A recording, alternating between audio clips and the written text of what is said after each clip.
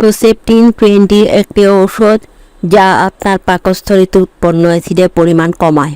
এটি পেট এবং অন্ত্রের অ্যাসিড সম্পর্কিত রোগগুলির চিকিৎসার জন্য ব্যবহৃত হয়, যেমন অম্বল, অ্যাসিড রিফ্লাক্স, পেপটিক আলসার রোগ এবং অত্যাধিক অ্যাসিড উৎপাদনের সাথে সম্পর্কিত কিছু অন্যান্য পেটের অবস্থা।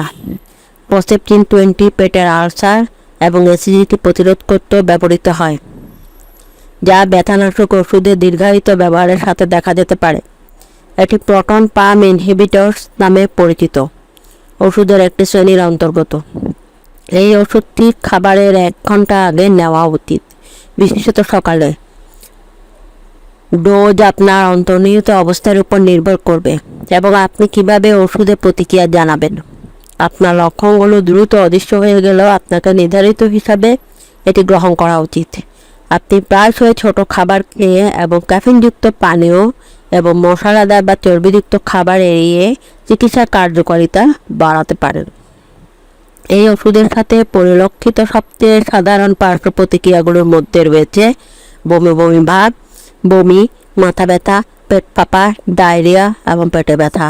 এই উপসর্গগুলো সাধারণত হালকা হয়, কিন্তু যদি সেগুলি আপনাকে বিরক্ত করে বা দূরে না যায়, তবে আপনার ডাক্তারের সাথে পরামর্শ করুন। এই ওষুধের দীর্ঘমেয়াদী ব্যবহার পার্শ্ব প্রতিক্রিয়াগুলির ঝুঁকি বাড়াতে পারে। উদাহরণস্বরূপ, এই ওষুধটি 1 বছরেরও বেশি সময় ধরে ব্যবহার করলে হাড়ের ফাটল হওয়ার ঝুঁকি বাড়তে পারে, বিশেষ করে উচ্চমাত্রায়। হাড়ের ক্ষয় প্রতিরোধের উপায় সম্পর্কে আপনার ডাক্তারের সাথে কথা বলুন, যেমন ক্যালসিয়াম এবং ভিটামিন ডি সম্পূরক গ্রহণ করা। এই ওষুধটি গ্রহণ করার আগে আপনাকে আপনার ডাক্তারকে বলতে হবে যদি আপনার লিভারে গুরুতর সমস্যা থাকে বা অতীতে একই ধরনের ঔষধে অ্যালার্জি প্রতিক্রিয়া থাকে বা হাড়ের ক্ষয় হয়।